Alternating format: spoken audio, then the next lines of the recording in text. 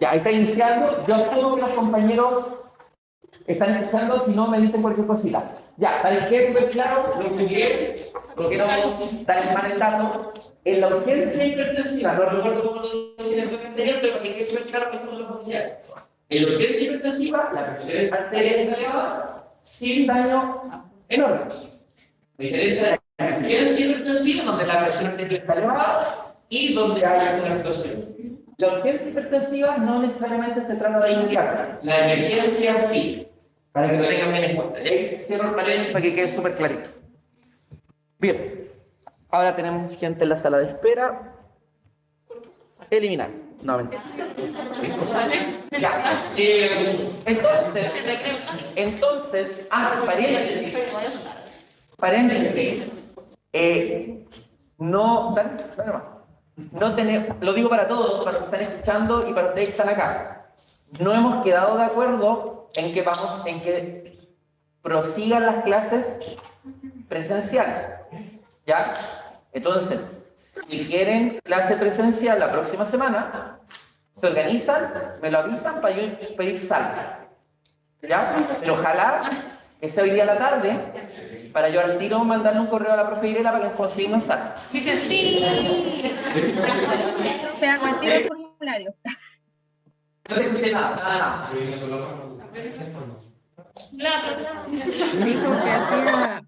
Dijo que hacía el tiro el formulario. Entonces ustedes tendrán de eso después de la clase, no están urgentes. Pero entonces yo voy a hablar con la profe Irela cuando termine la clase para que nos gestione una sala, ¿ya? Con 32 grados de temperatura. Ya, vamos a continuar entonces. Salimos de los primeros fármacos, nos vamos ahora a los ARA2. Entonces, básicamente, nuestra estrategia farmacológica va a ser muy similar, pero con la característica de que bloqueamos el receptor. Insisto, desde el punto de vista farmacológico propiamente tal, las grandes diferencias se suscitan en que al bloquear el receptor, impido el estímulo generado por angiotensina 2, independiente como ésta se haya generado. En el caso anterior, yo solo evito la generación de angiotensina 2 mediada por la enzima convertidora de angiotensina. Eso es lo primero. Y segundo, yo puedo, o se puede, generar un agonismo sobre el receptor AT2, que también genera efectos vasodilatadores. ¿Ya? Eso en términos generales. Los efectos farmacológicos, como ya señalamos, son similares a los que hemos visto. ¿Ya? Similares a los que hemos visto. Entonces, vamos a bloquear el receptor y con ello vamos a evitar entonces el aumento de la resistencia vascular periférica. Por lo tanto, vamos a generar una reducción de esa constricción arterial. También vamos a tener cierto efecto a nivel venoso. Recuerden que al igual que el caso anterior, vamos a reducir la postcarga, pero también la precarga, porque también vamos a inhibir, por ejemplo, la secreción de aldosterona y de vasopresina que hemos venido conversando anteriormente. Y disminuyen el tono simpático. Estos fármacos destacan principalmente por su tolerabilidad. Dentro de los fármacos antihipertensivos, son los fármacos que la gente mejor tolera, ya como dato, ¿ya? Y, como ya hemos venido señalando, al no tener ventajas significativas uno por sobre otro, los IECA tienen este efecto cardioprotector que sí he mencionado previamente, los ARA2 habitualmente son alternativas en pacientes... Perdón. COVID.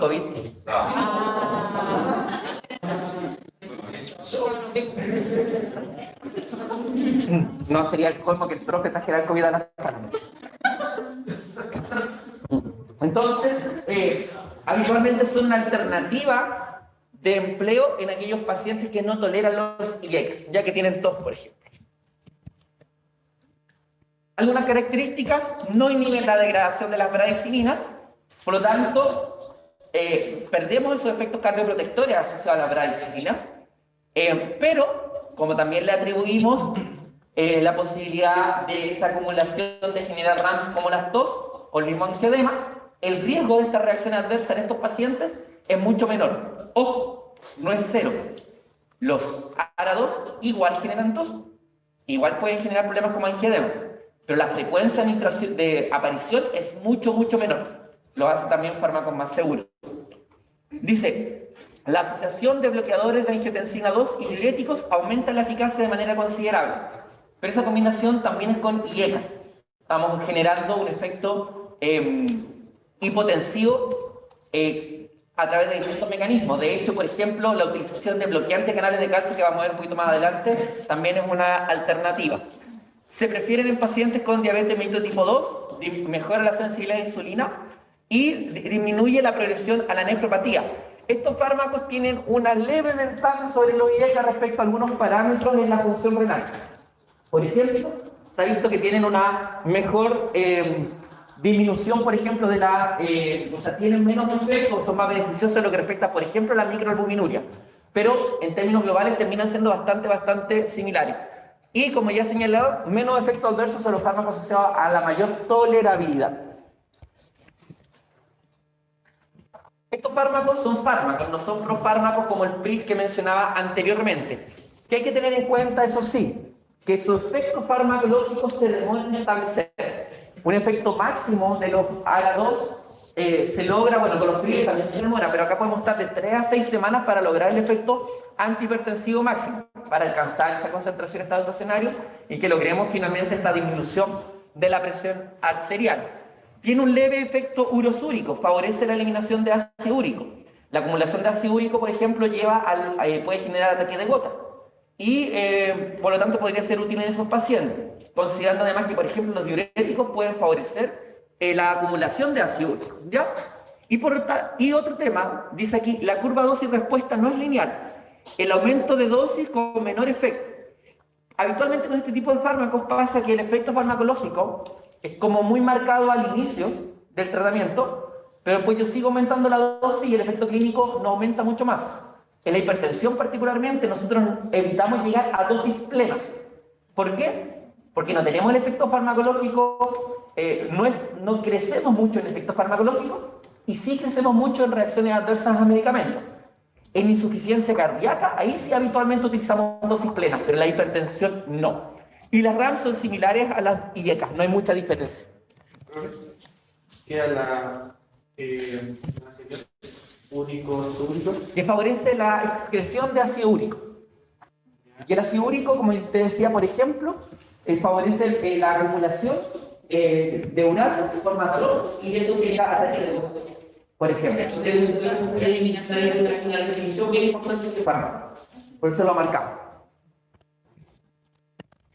Y el valsartán, también otro fármaco similar dentro de la característica, puede aumentar, era lo que me preguntabas antes, si no mal recuerdo, si hay medidas compensatorias. Fíjate, aumenta entre 2 a 3 veces los niveles de renina y angiotensina 2, y es una respuesta lógica, porque el cuerpo busca compensar esa situación.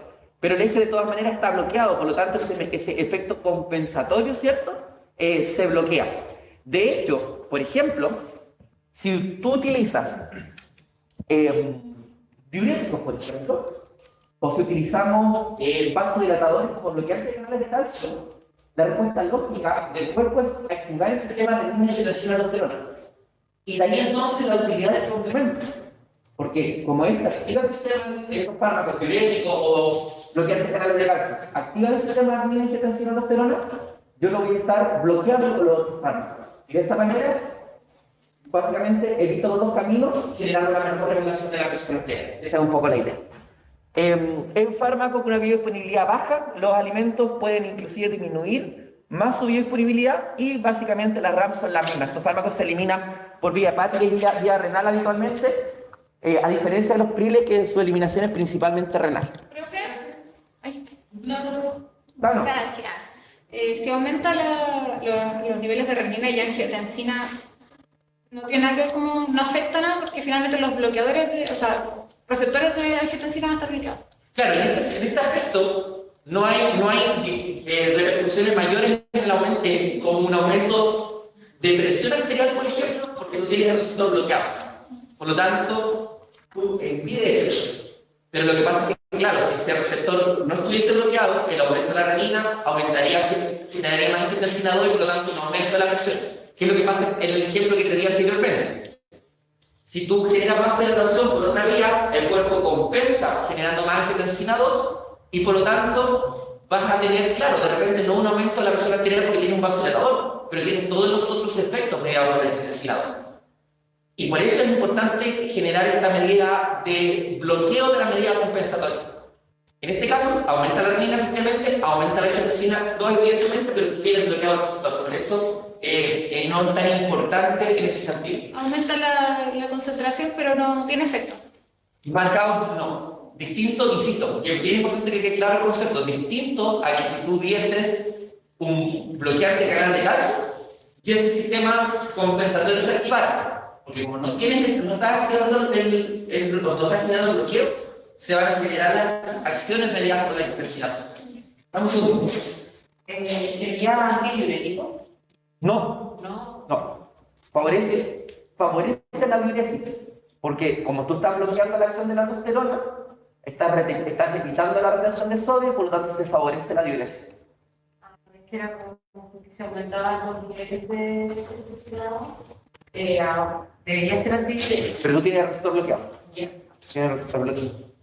Profe, con el receptor bloqueado, ¿qué pasa si aumentan mucho los niveles de angiotensina 2? ¿Podría llegar a competir con el inhibidor del receptor? Es súper buena la pregunta. Súper buena la pregunta. La repetimos la pregunta entonces. Me dicen acá que, claro, que aumenta los niveles de angiotensina 2 y claro, si estamos hablando de un antagonista del receptor, lo lógico de pensar es que la cantidad de ligando aumentada desplaza al antagonista y por lo tanto se pierde el efecto. Es súper buena la pregunta, pero la respuesta es no. ¿Ya? Es lógico pensar, está súper bien. Pero eso tiene que ver con que el antagonismo que generan estos fármacos es un antagonismo que se llama pseudo-irreversible. ¿Ya? Nosotros hablamos de un antagonismo competitivo y no competitivo. Cuando hablamos de un antagonismo que es pseudo-irreversible, hace alusión a que el fármaco, no te preocupes, el fármaco no inactiva el receptor, por ejemplo, porque yo lo podría inactivar con una unión covalente y ese receptor deja de funcionar.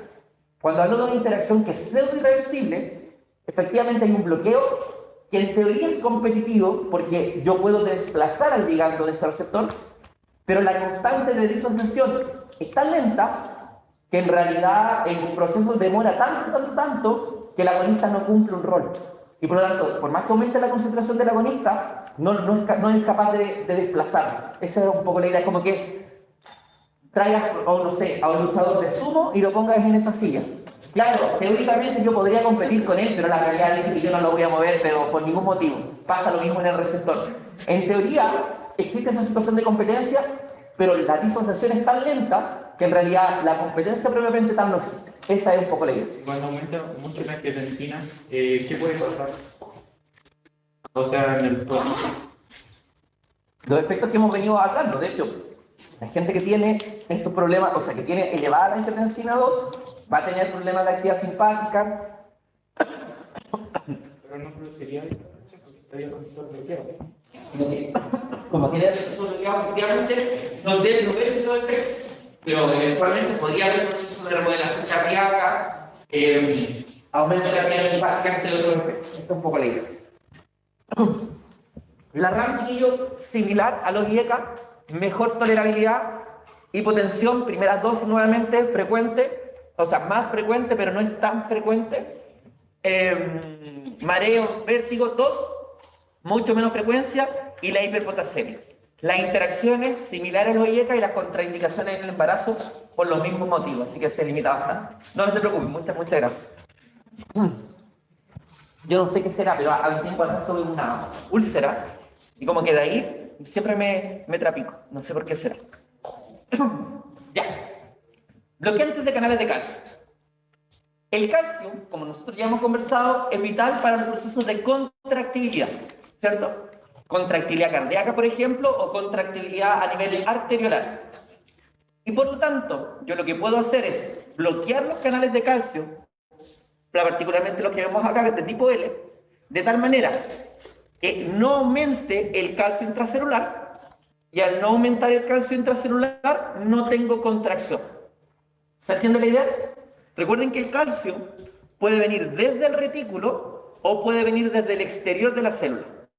Lo que yo busco hacer es bloquear los canales de calcio de tipo... ¿Está para rayar? Sí. Entonces lo que yo busco es bloquear estos canales de tal manera que la concentración de calcio no sea suficiente para inducir la contracción. Esa es mi estrategia, ¿ya? Cuando yo hablo de bloqueantes de canales de calcio, tengo dos grupos. Y esos grupos se diferencian por su estructura química. Y básicamente los diferenciamos en lo que se llaman las dihidropiridinas, que después los van a poder decir así pero corriendo, y las no dihidropiridinas. Las dihidropiridinas se reconocen por el término dipino. Ya aparece el nifedipino, el amlodipino, el nitrodipino, el fenodipino y todas esas moléculas. Y las no dihidropiridinas son otros fármacos que tienen estructura química distinta, pero que se colocan en un solo grupo que se llaman no dihidropiridinas, porque tienen una estructura diferente a la anterior. Y este es el verapamilo y el diltiazol. ¿Vamos? ¿Por qué es importante esto? ¿Por qué es importante esto? Porque estos grupos de fármacos que bloquean canales de calcio son moléculas que tienen acciones similares desde el punto de vista del mecanismo de acción, pero que tienen acciones distintas desde el punto de vista de la preferencia. Las dihidropiridinas son moléculas que ejercen acción principalmente a nivel arteriolar y por lo tanto generan relajación de la musculatura o de los vasos sanguíneos, generando por ejemplo una reducción de la resistencia vascular periférica, disminuye la carga. Distinto de las no dihidropiridinas, que son moléculas que ejercen su efecto principalmente a nivel cardíaco. Y su efecto a nivel cardíaco genera lo que se veía antes. Vuelvo un poquito para atrás, que no lo mencioné. No está acá. Lo menciono después. Como ejercen un efecto a nivel cardíaco, disminuye la contractilidad cardíaca. Genera un efecto inótico negativo. Como disminuyen la presencia de calcio, también ayudan a disminuir el potencial de acción a nivel cardíaco. Reducen o alargan el potencial de acción. Y por lo tanto generan un efecto que le llamamos cronótropo negativo. Y por lo tanto, y asociado a eso también, a eso disminuyen la velocidad de conducción, lo que le llamamos un efecto dromótropo negativo. Entonces fíjense bien lo que les señalo. Las dihidropiridinas reducen la resistencia vascular periférica, útiles en la hipertensión, pero como no tienen efectos importantes a nivel cardíaco, por ejemplo en la velocidad de conducción, no son útiles como antiarrítmicos. En cambio las dihidropiridinas, que tienen este efecto las no dihidropiridinas, que tienen este efecto cronótropo negativo y dromótropo negativo, son útiles como antiarrítmicos. Entonces ya tenemos una diferencia que es súper marcada. Alguien podría decir, profe, si estoy reduciendo la frecuencia cardíaca y estoy disminuyendo la contractilidad cardíaca, voy a disminuir el gasto cardíaco y por lo tanto tengo que tener efectos antihipertensivos. Y la respuesta es sí. Las no dihidropiridinas también tienen efectos antihipertensivos. Y el problema es que como controlan o como actúan a nivel de la frecuencia cardíaca, pueden generar bradicardia. O pueden generar, por ejemplo, un bloqueo microventricular si hay una situación más importante. Entonces, el perfil de seguridad no es tan bueno. Y pensando que yo tengo IECA, ARA2, tengo los otros bloqueantes de calcio, tengo beta-bloqueantes y un montón de fármacos más, esos fármacos habitualmente no se utilizan en el contexto de la hipertensión. Sí se utilizan en el contexto de arritmia. Y en la otra situación en la cual se emplean estos fármacos es en el contexto de la angina. En la angina yo necesito restablecer el suministro de oxígeno al tejido miocardio. Y en ese contexto se pueden utilizar dihidropiridinas o no dihidropiridinas. Pero este dato particular se lo voy a explicar con mayor detalle en la clase de angina, ¿ya? Pero es bien importante que hagamos esa diferenciación. Entonces, para que quede súper claro, dihidropiridinas útiles en hipertensión. No dihidropiridinas útiles en hipertensión, pero habitualmente no se prefieren por su perfil de seguridad. ¿Por qué? Porque ¿qué pueden generar? bradicardia o bloqueo auriculoventricular. Dihidropiridinas, ¿útiles en angina? Sí. ¿Por qué? Lo vamos a explicar en la clase de angina. No dihidropiridinas, ¿útiles en angina? Sí. Lo vamos a hablar en la clase de angina. Dihidropiridinas, ¿útiles como antiarrítmicos? No, porque no tienen un efecto marcado en lo que es la conducción eléctrica a nivel cardíaca, por ejemplo. No tienen efectos importantes, ¿cierto?, en lo que respecta a la frecuencia cardíaca. En cambio, las no dihidropiridinas, al tener este efecto cronótropo e inótropo negativo, sí son útiles en arritmias. ¿Se entiende la idea? ¿Se entiende la diferencia?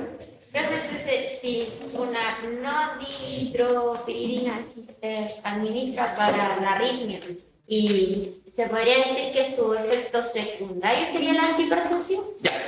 Me preguntan acá que si se utiliza en el contexto de arritmia, el efecto secundario podría ser una disminución de la presión arterial. Podría ser efectivamente un efecto secundario. Pero tú lo que estás buscando evidentemente es disminuir esa arritmia. Particularmente se utilizan solamente en arritmias supraventricular paroxística. Ahí no se utiliza. Y podría ser un efecto secundario en la disminución de la presión arterial. Sí, podría ser. Acá había primero. Sí, ¿solo la dihidropiridina reduce la resistencia ocular periférica o ambas? Cuando nosotros hablamos de su acción, hablamos de una acción preferente para las dihidropiridinas. Estos fármacos, las no dihidropiridinas, van a ejercer un efecto a nivel cardíaco. Y a nivel cardíaco podrían tener una reducción, por ejemplo, de la contracción arteriorrenal, o sea, arterial a nivel cardíaco. Pero sus efectos no son tan importantes en la resistencia vascular periférica, ¿ya? Sino más bien en el gasto cardíaco. Allá. Profe, ¿puedes explicar lo de trono? Ya. Tenemos tres efectos que pueden tener estas moléculas. Particularmente, yo se los señalaba acá asociado a las dihidropiridinas, a las no dihidropiridinas. Un efecto que le llamamos inótropo negativo, que tiene que ver con la menor contractibilidad cardíaca. Un efecto cronótropo negativo, que tiene que ver con la frecuencia cardíaca.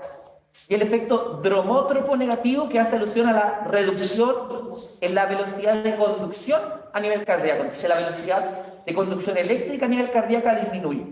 Y eso hace que sean útiles en arritmia. Eso es básicamente. Profe, entonces el efecto cronótropo es el que disminuye la frecuencia cardíaca. Sí.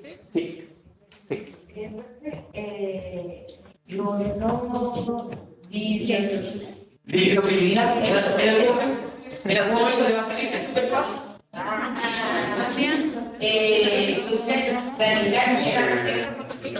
Radical, ¿qué más? Ya. Son menos seguros porque pueden generar bradicardia. Y particularmente, si yo porfa, pueden generar bloqueo auriculoventricular. Y esa es una de las reacciones adversas más importantes probablemente a considerar para ese grupo de fármacos. ¿Ya? ¿Vamos bien?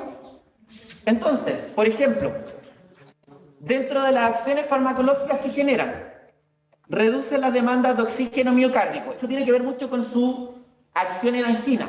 ¿Por qué? Porque si yo, por ejemplo, reduzco la postcarga, ahí hablando de dihidropiridinas, el corazón necesita trabajar menos. Y si trabaja menos, pide menos oxígeno. Por eso reduce las demandas. Si el corazón disminuye la frecuencia cardíaca y la contractibilidad cardíaca, trabaja menos. Por lo tanto, reduce las demandas. ¿Se entiende? Por eso son útiles en angina. Reduce la resistencia vascular periférica, ya lo expliqué. Por ende, reduce la presión arterial. Las dihidropiridinas, principalmente por la reducción de la resistencia vascular periférica. Las no dihidropiridinas, principalmente por la disminución del gasto cardíaco. Reducen la postcarga, que tiene que ver con la disminución de la resistencia vascular periférica. Reducen el consumo de oxígeno, que era lo que venía mencionando, porque hacen que el corazón trabaje menos, y si trabaja menos, necesita menos oxígeno, y sin afectar de manera relevante el lecho venoso, es decir, sus efectos son principalmente arteriolares. ¿Son sus únicos efectos? No. porque, por ejemplo, mejoran la irrigación coronaria, que es muy importante en la angina, pero eso lo vamos a conversar un poquito más adelante. Profe, ¿el bajo consumo de oxígeno se da más en la no dihidropiridina? El efecto en ese sentido va a ser variado. Tiene que ver mucho con el riego sanguíneo. Pasa que el riego sanguíneo a nivel cardíaco es bien importante. Creo que tengo la diapositiva siguiente. Dame un segundo. Acá está, sí, justo, mira. El riego cardíaco, si te das cuenta, es muy marcado, por ejemplo, con el nifedipino y también con el diltiazem. Entonces, ese riego cardíaco favorece, eso favorece la oferta de oxígeno, porque tú me preguntaste por la demanda. Cuando nosotros generamos esa vasodilatación a nivel coronario, lo que estamos haciendo es entregarte más oxígeno al corazón. Respecto a la oferta, a lo que tú estás preguntando, claro, el menor trabajo cardíaco hace que el corazón necesite menos. Y ahí las no dihidropiridinas tienen un rol importante a considerar, sí. Pero ambos lo pueden hacer, ¿ya? Así que esa es la diferencia. Por favor, no confundirse. La dilatación de vasos coronarios tiene que ver con la oferta, cuánto oxígeno le entregamos al corazón. Distinto de la demanda, que es lo que nos pide el corazón, es donde la reducción de la poscarga y la reducción del trabajo cardíaco es lo importante. Entonces, la dilatación de los vasos coronarios sería como relacionada con la recarga. No necesariamente, porque tiene que ver con cuánto tú irrigas al corazón, cuánto sangre irriga por sí mismo. Lo que pasa es que estos dos mecanismos, yo no los quería ver al tiro, pero ya los mencionamos, tienen que ver con la angina. Explico brevemente la angina, que eso va a ser motivo de la siguiente clase. La angina es un dolor en el pecho, que me imagino que ustedes han escuchado alguna vez, muy fuerte, opresor, ¿cierto? Y que se debe a que la cantidad de oxígeno que tiene el corazón para su trabajo es muy poca. Pero eso tiene que ver con dos mecanismos. Puede ser que el corazón esté pidiendo mucho, ¿cierto? Esté pidiendo mucho oxígeno porque está trabajando mucho, o puede ser que se le esté entregando poco oxígeno al corazón. Se esté entregando poco cariño, entonces poco oxígeno, ¿cierto? Y entonces yo tengo dos estrategias. Yo puedo hacer que el corazón trabaje menos o lo puedo irrigar más. ¿Se entiende la idea? Entonces, esa es la estrategia. Y hay fármacos que actúan en una vía y hay fármacos que actúan en otra. Por ejemplo, los beta-bloqueantes, que vamos a ver en la siguiente diapositiva, son fármacos que hacen que el corazón trabaje menos. Y por lo tanto, lo que ellos están modificando es la demanda. En cambio, las dihidropiridinas, por un lado, favorecen el riego cardíaco. Por lo tanto, estamos mejorando la oferta. Y por otro lado, hacen que el corazón trabaje menos. Y por lo tanto, estamos mejorando la demanda. ¿Se entiende? Entonces, acá, ambos grupos de fármacos, dihidropiridinas como no dihidropiridinas, actúan tanto en la oferta como en la demanda. Esa es la idea. Veamos acá. Las dihidropiridinas disminuyen la presión arterial en pacientes refractarios. Dato importante. Estos fármacos, bueno, primero que todo, y creo que algunos de ustedes no me habían hecho la pregunta antes, son fármacos seguros durante el embarazo. Son uno de los grupos de fármacos que se pueden utilizar durante el embarazo. ¿Qué fármacos se utilizan en ese periodo? Alfa-metil, hoy se me fue el nombre. Lo voy a acordar de inmediato, no se preocupen. La betalol, que vamos a ver en esta clase. Nifedipino, también se puede utilizar. Y hoy se me fue el otro nombre. Y ahí le voy a decir el otro nombre que se me fue en este momento. Ya, pero son 3 fármacos. La guía clínica, por ejemplo, hay guías clínicas internacionales que hoy día recomiendan, por ejemplo, el empleo de la betalol como primera línea de tratamiento. Aquí en Chile se utiliza justo ese fármaco que en este momento no me puedo acordar el nombre, pero ahí les voy a mencionar, ¿ya? Pero esos son un poco los fármacos que se utilizan en embarazo y el nifedipino se puede utilizar en ese contexto, ya para que tengan una idea.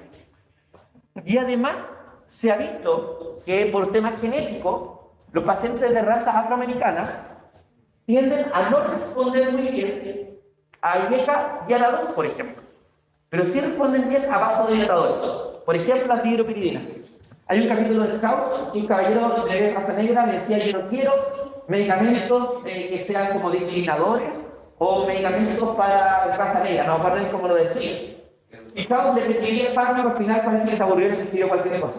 pero la prescripción tenía un sentido, y es que en estos pacientes los vasodilatadores funcionan mucho mejor, para que tengan también esa idea.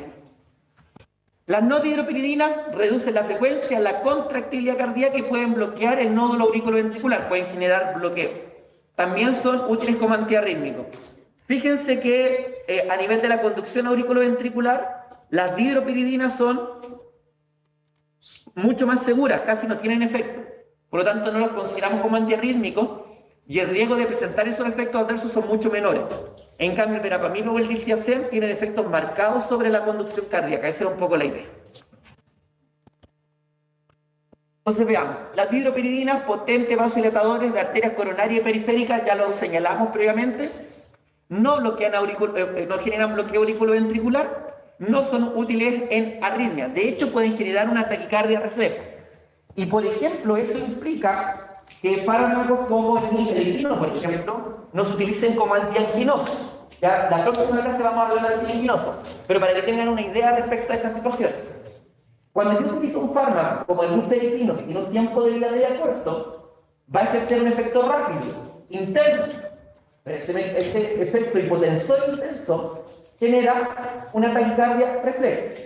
La taquicardia refleja, por ejemplo, aumenta el consumo de oxígeno, pudiendo desencadenar un cuadro anginoso.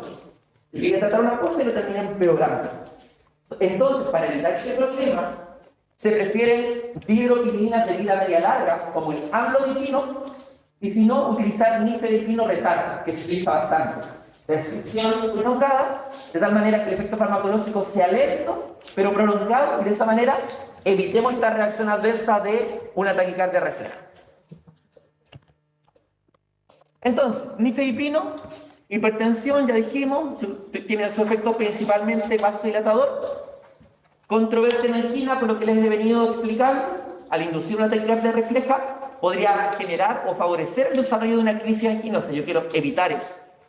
Es un fármaco de una biodisponibilidad adecuada. Estos fármacos, si recuerdan alguna de las historias que les conté anteriormente, son fármacos que tienen metabolismo de primer paso hepático, que son sustratos de la angiospermia del 3 a 4, y por lo tanto, inhibidores enzimáticos aumentan su concentración plasmática, pacientes que tengan problemas hepáticos no van a metabolizar bien el fármaco y por lo tanto se pueden generar ese problema. Los bloqueantes de canales de calcio, si bien son buenos antihipertensivos, son los fármacos que tienen el peor perfil de tolerabilidad. Y eso hace que muchas veces se descontinúe el tratamiento en pacientes. ¿Qué se genera? Una hipotensión dosis dependiente. Por lo tanto, mientras mayor sea la dosis, mayor riesgo de hipotensión. Como generan vasodilatación, generan ruforización, generan cefalea, generan sofocos o bochornos, los cuales son bastante incómodos. ¿Cómo generan vasodilatación? Generan edemas. Si ustedes han visto alguna paciente o algún paciente que tiene uso de estos fármacos, se dará cuenta que las muñecas las tienen infladas, que los tobillos tienen inflados. Y eso es por la generación de edemas periféricos asociados a estos fármacos. Dentro de ellos, el nitrendipino es el que destaca por generar mayor grado de edemas, por ejemplo. Y taquicardia y cefaleas tienen que ver con lo mismo que ya he venido señalando anteriormente. Dígame. Pero si se produce edema, ¿se tendría que cambiar el tratamiento? ¿Perdón? Si se produce edema, ¿se tendría que cambiar el tratamiento? Bueno, depende de la valoración médica, pero una de las posibilidades es efectivamente utilizar, tal vez, depende del fármaco, pero si yo conocí el caso, por ejemplo, una paciente que estaba utilizando el nitrendipino y el médico en su momento decidió cambiarlo por amlodipino, donde el riesgo de desarrollarse es menor. ¿Ya? Y si no, se podría eventualmente utilizar un fármaco antibiótico. De hecho, por eso te digo, a pesar de que son buenos fármacos, el perfil de tolerabilidad es malo, por lo tanto, muchas veces tienen que utilizar otras alternativas. Importante, estos fármacos pueden generar bradicardia. Ojo, que las dihidropiridinas no actúen de manera marcada o que hagamos esta diferenciación que yo he mencionado, no excluye el riesgo de bradicardia en un 100%, importante tener en cuenta. Y en ese sentido, hay que tener cuidado particularmente con otros fármacos que generen bradicardia. ¿Por qué? Porque eso se puede ver acrecentado. Y ahí tenemos, por ejemplo, la digoxina que vamos a ver más adelante, de la bloqueante que tendríamos que revisar en esta clase. Voy a revisarla ahora para que no me pase lo de la semana pasada. Y también, evidentemente, se va a potenciar la acción con otros antihipertensivos. La disminución del efecto antihipertensivo también va a ocurrir con los fármacos que mencioné anteriormente. Vasoconstrictores, corticoides, AINES, entre otros, ¿ya? Y está contraindicado en insuficiencia cardíaca, lo cual tiene sentido. En una insuficiencia cardíaca, yo quiero que el corazón probablemente lata menos, ¿ya? Para ser más eficiente, pero quiero que la fuerza contraria sea mayor. Y quiero que el proceso de contractilidad cardíaca sea más eficiente. Pero estos fármacos disminuyen la frecuencia y la contractilidad. Entonces, si el corazón ya está contrayéndose más y estando un poco volumen de sangre, acá lo dice peor. Por eso se contraindica en esa situación. Tenemos al nitrendifino que veníamos mencionando anteriormente, con menor acción auriculoventricular, con características similares a la anterior, rufefacción o ruborización, edema periférico, donde son RANS más frecuentes que en el anterior, y las contraindicaciones e interacciones son similares, así que no me voy a detener mucho más. Y el amlodipino, una de las grandes diferencias es que genera efectos vasodilatadores de larga acción, genera efectos vasodilatadores a nivel central, se le asocia un cierto efecto neuroprotector, una alta biodisponibilidad, y aquí el riesgo de generar una bradicardia refleja, por ejemplo, es mucho menor. Por eso, en pacientes que tienen angina, se prefieren vasodilatadores o bloqueantes de canales de calcio de acción prolongada, para evitar esas ramas.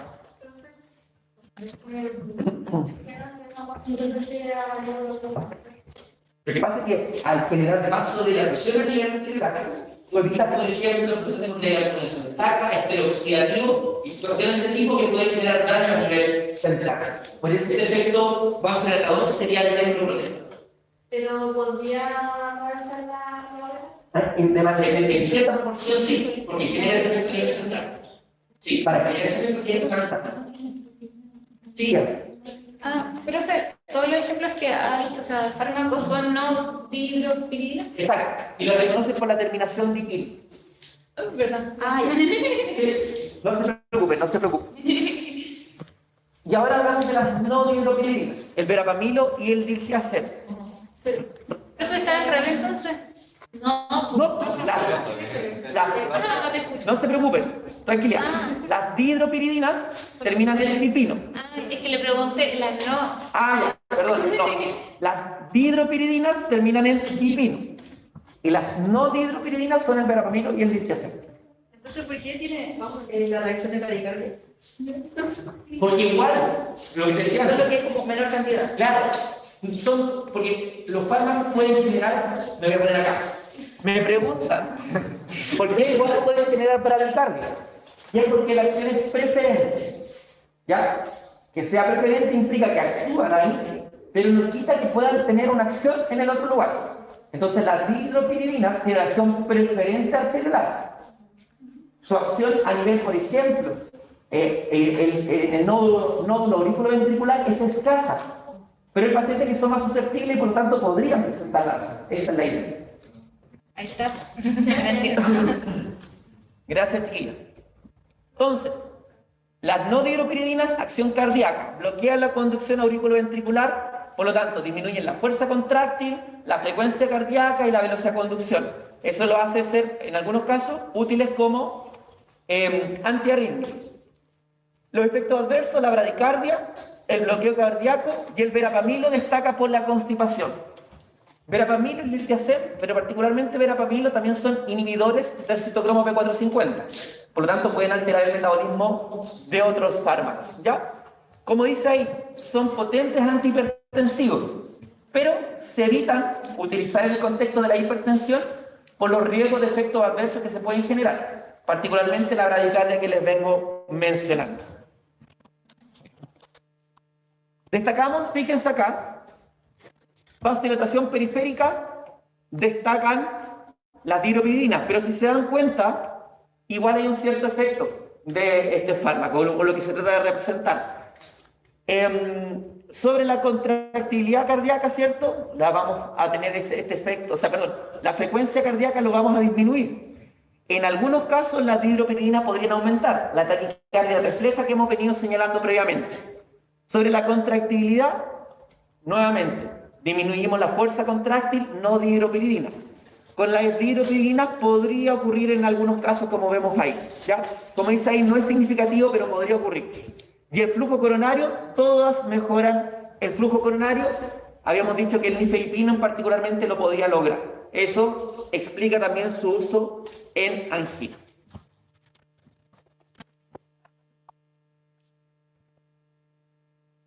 Repito lo que ya hemos ido explicando. Estos fármacos son los que se asocian con peor perfil de tolerabilidad. Por lo tanto, el paciente o la paciente puede necesitar cambiar la terapia. Bochorno, rubor facial, ya lo expliqué. La hipotensión ortostática es mucho más frecuente con estos fármacos que con los otros que hemos venido hablando previamente. Se genera bradicardia, constipación con el verapamilo e inclusive en algunos casos hiperplasia gingival. Crecen las encías, no sé si lo han visto en alguna imagen. Y las contraindicaciones, evidentemente, insuficiencia cardíaca, que ya hemos mencionado, y en arritmias en general cuando está asociado a bradicardia, porque la podemos evidentemente acrecentar. Esas son situaciones que contraindican. Si se dan cuenta, tenemos una frecuencia de efectos adversos que es no menor, casi un 20% como se destaca ahí para el nifedipino. ¿Qué era la constipación? Cuando no puedes evacuar, cuando no puedes ir al baño. ¿Para qué se usan? Habitualmente hipertensión, en angina, como ya he señalado, taquicardia supraventricular, solamente las no dihidropyridinas. En pacientes con insuficiencia cardíaca se establece que particularmente el amlodipino en función a nuestro arsenal podría utilizarse, aunque no es frecuente, y en combinación con fármacos beta bloqueantes se utilizan las dihidropyridinas, para disminuir el riesgo de bloqueo auriculoventricular. Las no dihidropyridinas no las vamos a considerar en esa interacción. Bien, y con eso cerramos. ¿Dudas hasta ahí? ¿Dudas hasta ahí? Dígame. Yo tengo una duda. Dale. Sí, el hecho de que exista peor perfil de tolerabilidad frente a lo que usted está hablando recién. ¿Eso es como al que le tocó o es a todos que le pasa eso? Ya, súper. No, recuerden que, y recuerden todos en realidad, que siempre que tomamos un fármaco, existe la probabilidad de que ese fármaco nos ejerza el efecto que nosotros estamos esperando. De la misma manera existe una probabilidad de aparición de efectos adversos. Recuerden que hay efectos adversos que pueden ser muy frecuentes, no sé, en el orden de 1 al 10%, pero hay efectos adversos que son muy poco frecuentes, ¿ya? Entonces, lo que pasa acá es que destacan efectos adversos frecuentes, como la hipotensión, la cefalea, el edema, entre otros. Pero evidentemente, como tú dices, hay personas a las cuales les va a ocurrir y otras que no. Diríamos en términos generales que, por ejemplo, estoy dando un ejemplo solamente, una de cada, no sé, 10 personas va a desarrollar una cefalea.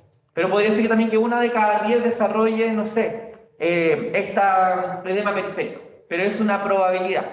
Por eso se utilizan los fármacos y en función a la respuesta que tenga el paciente, bueno, se va a lograr mantener el fármaco o no, o por ejemplo, mantener la dosis o no. Varios de estos efectos adversos son dosis dependientes. Por lo tanto, lo que se puede hacer es ajustar la dosis, utilizar una formulación de liberación prolongada, y si no, cambiar el fármaco. Es un poco la idea.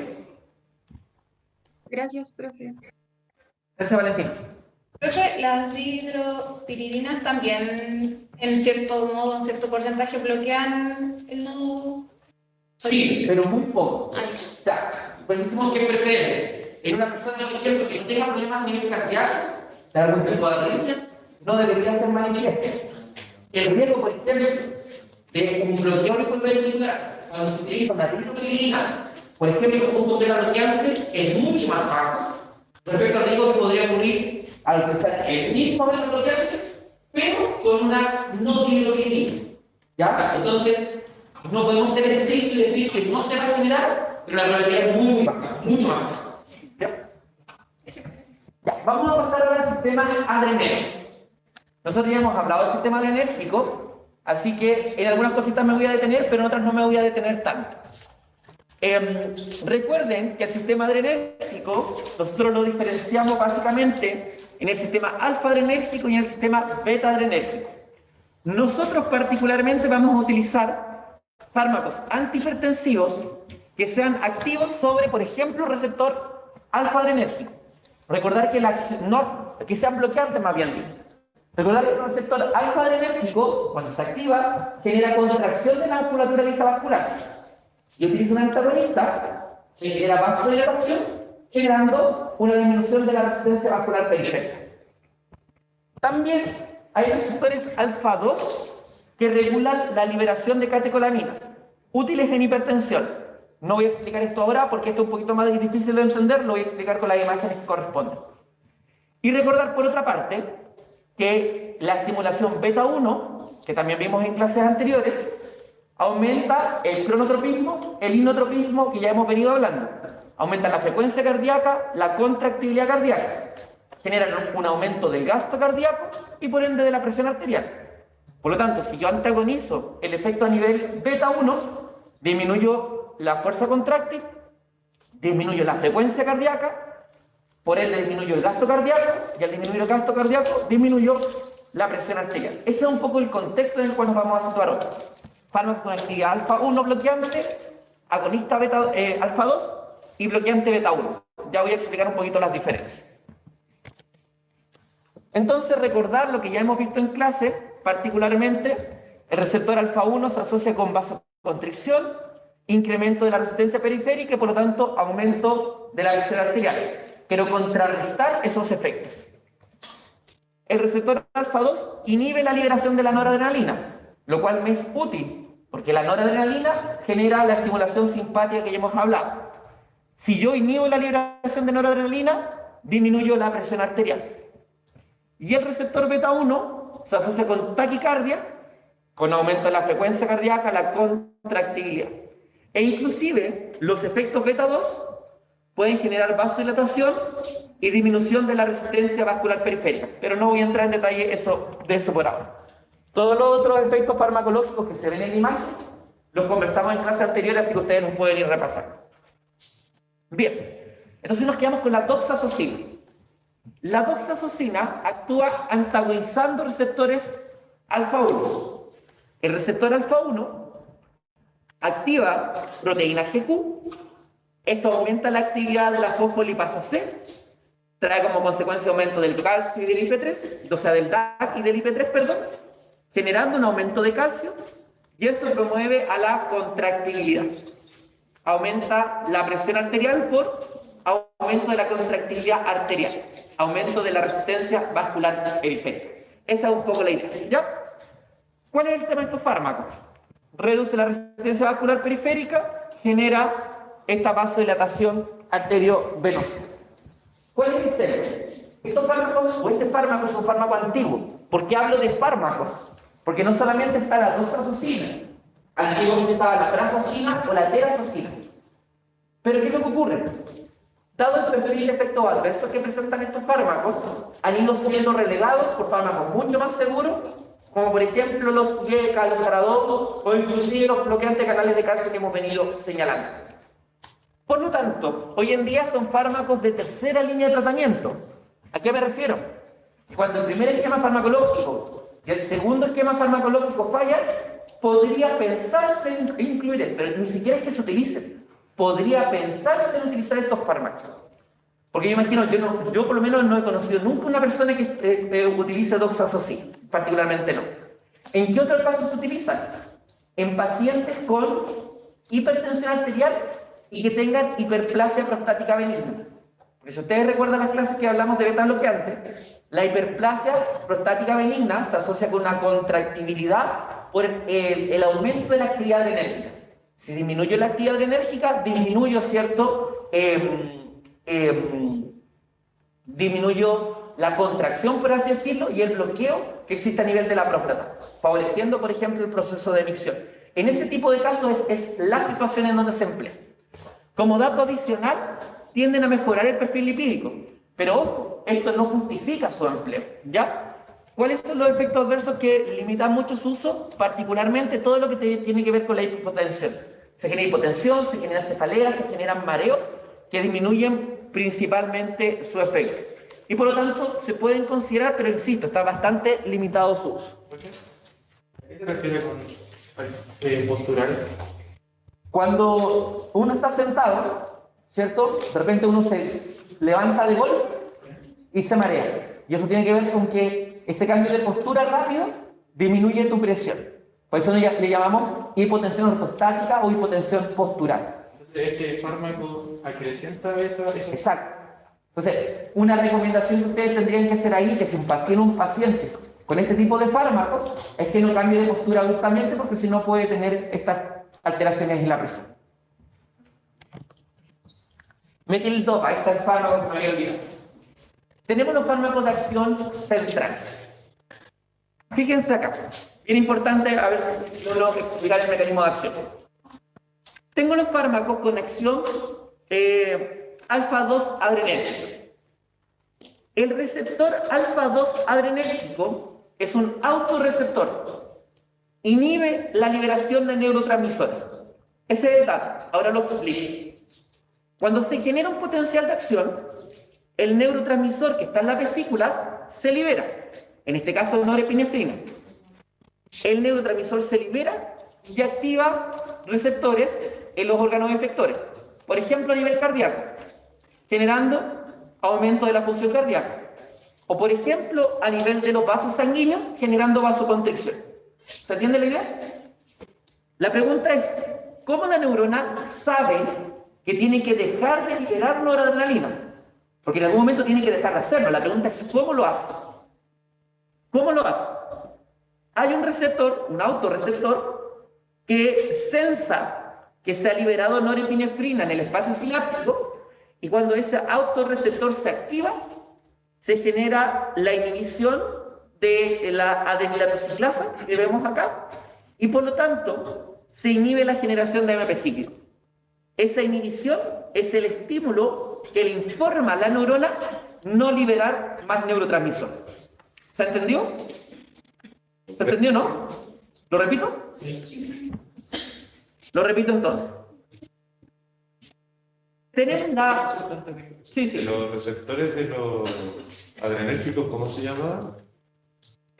Porque están los muscarínicos, los nicotínicos. Alfa y beta. Alfa y beta. Sí. Entonces, en la imagen anterior hablamos del receptor alfa 1 y ahora estamos hablando del receptor alfa 2 presináptico. Porque si te das cuenta, en el postsináptico, acá la imagen habla de un receptor alfa 1. Lo trato de explicar de otra manera. ¿Ya? No sé, estoy inventando rápidamente. Supongamos que en esta sala no hay una puerta, sino que tal vez hay dos puertas. ¿Sí? Entonces va entrando gente, pero alguien tiene que pensar que tenemos que sentir cierto aforo. Cuando eso pasa, se le avisa a una persona que está afuera que cierra la primera puerta. Esa es un poco la idea. Entonces, cuando se libera neurotransmisor y la cantidad de neurotransmisor es muy alta, no solo activa el receptor postganglionar o postsináptico, sino que se activa el presináptico. Habitualmente la afinidad a este receptor es mayor que a este, habitualmente. Y cuando se activa este autorreceptor, le da la señal a la neurona de que deje de liberar neurotransmisor. Y esa señal está asociada con la caída de la neurona. Esa es la idea. ¿Ya? Entonces lo que yo puedo hacer es ir directo al autorreceptor. O sea, yo le digo a la neurona presináptica, no saques neurotransmisor.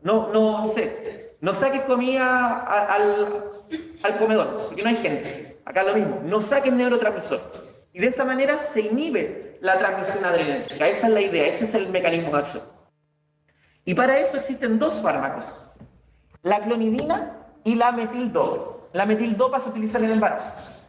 La clonidina es un fármaco interesante, se estaba estudiando como antialérgico, esa es su idea. Recuerden que, como no antialérgico propiamente tal, como antigripal. La pseudofedrina es una antigripal, ¿cierto? Esta se estaba estudiando para eso. Pero se encontró que pasaba otra cosa. Se encontró que este fármaco, en primera instancia, aumentaba la presión. Pero cuando se seguía usando, disminuía la presión. ¿Y por qué pasaba eso? Porque la clonidina, en primer lugar, activa el receptor alfa-1, que genera vasoconstricción. Pero en la medida que esa infusión se sigue administrando, activa alfa-1 y después activa alfa-2. Y al activar alfa-2 no se libera el neurotransmisor y por lo tanto no hay acción sobre alfa-1. Esa es un poco la idea, ¿ya? Y por lo tanto el efecto final es la disminución de la presión arterial. ¿Cómo decir de que los receptores no son específicos? O sea, como que el neurotransmisor puede ir a cualquiera de los dos y ya ocupando uno, ocupa el otro. Exacto, me dice entonces que como que el neurotransmisor no es específico. Lo que pasa es que tiene distintas capacidades de unión. ¿Ya? Entonces, claro, no sé, de repente tú quieres ir a conversar con un amigo tuyo, una amiga tuya, y de repente, no sé, como que te aburriste, te fuiste a conversar con la otra. Aquí pasa un poco lo mismo. Se va hacia un receptor, pero ese receptor está saturado, o por un tema de afinidad o de región, se une al otro, y al unirse al otro tiene el otro efecto. Es una regulación. Esa es la idea. Sí, porque mire. Hay que tener en cuenta entonces que me va a ayudar la clonidina a disminuir la presión arterial. ¿Conocen a alguien que utilice clonidina?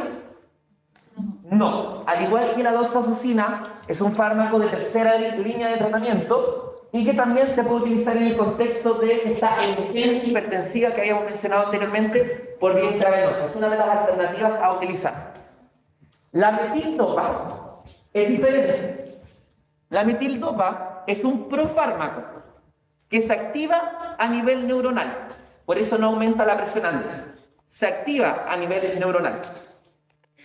¿Y cuál es la gracia? Que es probablemente de los fármacos más utilizados en el manejo de la hipertensión durante el embarazo. ¿Por qué? Básicamente por un uso tradicional que se ha visto su seguridad durante ese periodo. Básicamente eso. Como yo disminuyo la liberación de catecolaminas, disminuye la función adrenérgica. Y ya dijimos que la función adrenérgica, ¿qué genera? Estimulación cardíaca, por lo tanto disminuimos la contractilidad cardíaca. Genera un aumento en la frecuencia cardíaca, por lo tanto disminuimos la frecuencia cardíaca. Recuerden que genera un aumento en la resistencia vascular periférica, por lo tanto disminuye la vasoconstricción. Y de las diapositivas anteriores también dijimos que se aumenta la liberación de renina. En este caso se disminuye la liberación de renina y por lo tanto también tendemos a disminuir la actividad del sistema renina, angiotensina, aldosterona. Esos son los efectos farmacológicos que se tienen. ¿Se va entendiendo? ¿Sí o no? Veo ahí algunas caras un poco compungidas. ¿Vamos bien o no? ¿Sí? Yo sé que ya llevamos harto rato, así que también eso influye. Entonces, la clonidina se utiliza en hipertensión, un uso muy acotado, insisto, hoy en día en pacientes resistentes a los tratamientos y útil en emergencia hipertensiva. La metildopa es un profármaco, el fármaco en realidad es la alfa-metilnoradrenalina, que es capaz de ser agonista de estos receptores y se utiliza en el tratamiento de la hipertensión durante el embarazo, en preeclampsia o inclusive eclampsia. Esa es de la característica farmacológica más importante a tener en cuenta. ¿Qué efectos adversos se generan? Tenemos que pensar que evidentemente voy a estar reduciendo la frecuencia cardíaca, puedo generar bradicardia, estoy disminuyendo la presión arterial, puedo generar hipotensión, por ejemplo, pero dentro de todo, lo que estoy haciendo es que se libere menos neurotransmisor. Y si se libera menos neurotransmisor, voy a tener los efectos asociados a que estos no estén disponibles.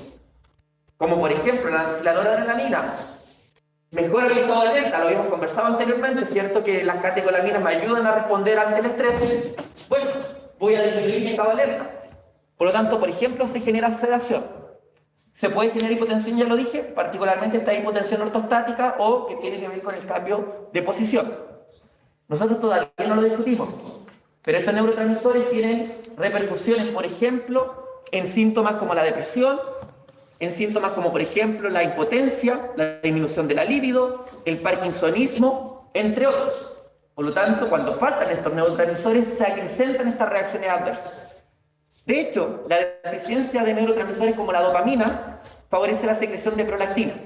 Acá nosotros estamos hablando de la noradrenalina, pero también se puede inhibir la liberación de dopamina. Por lo tanto, también podemos tener hiperprolactinemia. De hecho, un dato importante, fíjense que la metildopa genera, por ejemplo, tendencia depresiva, ¿cierto? Y una de las cosas que pasa, por ejemplo, postparto, es que la mujer pueda tener una depresión postparto. Entonces, es muy importante evaluar la seguridad del fármaco durante el embarazo y después el médico tendrá que evaluar si el fármaco es seguro para el tratamiento postparto, porque podría ser un factor de riesgo para que la mujer desarrolle una depresión postparto. Como dato, habitualmente se pueden utilizar los Priles, los Aradol durante la lactancia, no tiene tanto problema, pero no durante el embarazo. Así que es bien importante tener en cuenta eso. Y lo otro, que no lo he mencionado, súper importante, los fármacos, en general estos fármacos, pero por ejemplo sustancias como fármacos alfa-adrenérgicos, antagonistas alfa-1, agonistas alfa-2, fármacos beta-bloqueantes, son fármacos que no se tienen que descontinuar abruptamente. Esa otra indicación que siempre hay que darle al paciente. Porque si los descontinúa abruptamente, puede haber una hipertensión de rebote o lo que llamamos síndrome de supresión, lo cual también podría ser perjudicial. Se descontinúan siempre de manera paulatina. Profe, entonces, como tipo resumen, los agonistas alfa-2 son los que inhibían la catecolamina. ¿Los agonistas alfa-2 me dijiste, perdón? Sí, alfa-2. Sí, casi. Inhibían la catecolamina. Y por eso sí. Sí. Me preguntaban acá por los receptores alfa-2. Sí, los receptores alfa-2 son los que van a inhibir la liberación de catecolaminas. ¿Bien? Bien. Ya, me queda un poquito, me quedan 10 minutos, sí. ¿Cuántas diapositivas me quedan? 10. Lo terminamos el jueves, ¿te parece? Terminamos el jueves y pues, están ahí, ya los veo muy bien.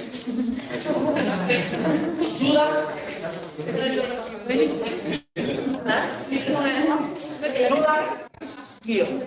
¿Dudas o consultas adicionales?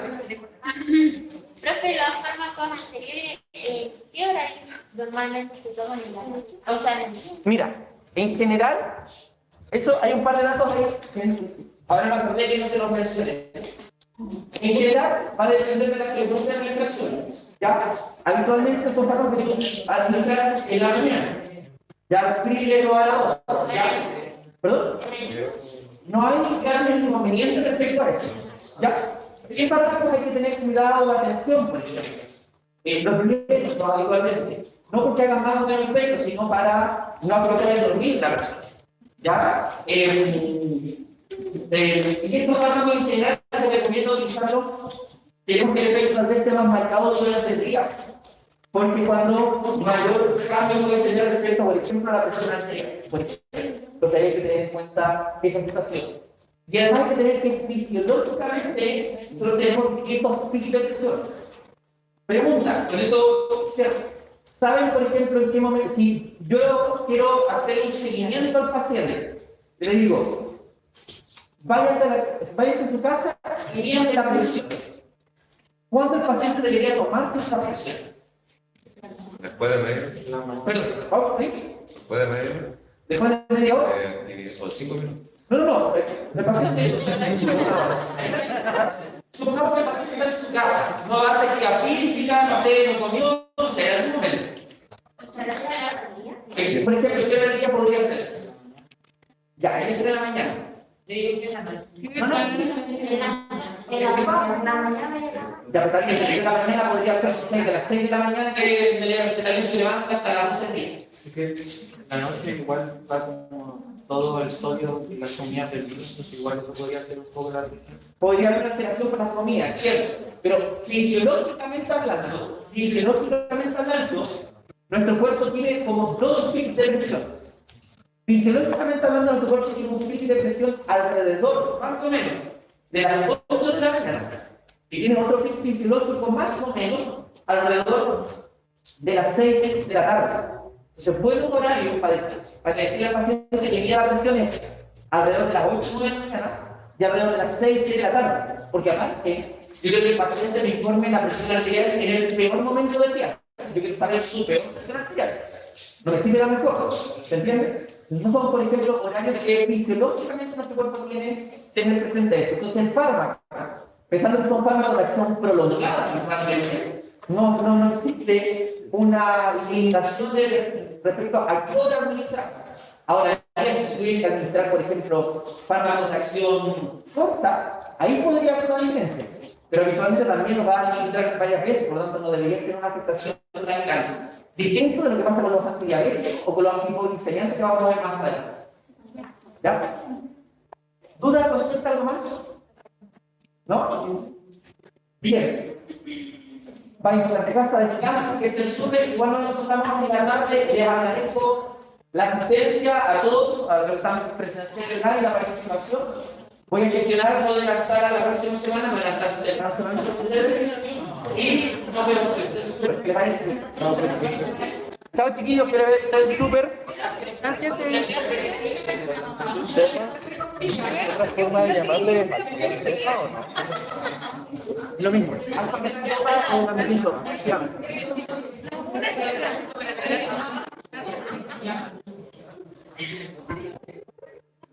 Voy a empezar.